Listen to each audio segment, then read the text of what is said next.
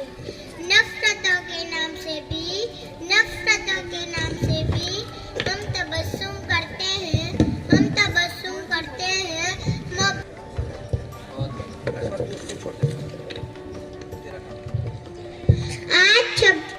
आज 26 जनवरी के दिन हम यौमे जमहूरिया का जलसा बड़ी शान से मना रहे हैं।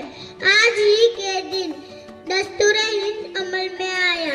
जब अंग्रेज हमारे मुल्क से चले गए तो हमारे मुल्क को आगे बढ़ाने के लिए कोई भी कानून नहीं था, इसलिए एक दस्तूर साज मजलिस की तश्कील की गई।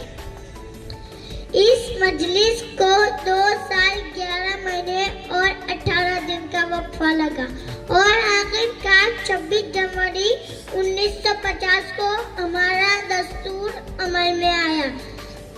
मैं सभी को अवामी दिन की बहुत बहुत मुबारकबाद पेश करते हुए मेरी तकरीर खत्म करती हूँ। कहता है शहादत है तन अपना है, शहादत है तन अपना है, सरहदों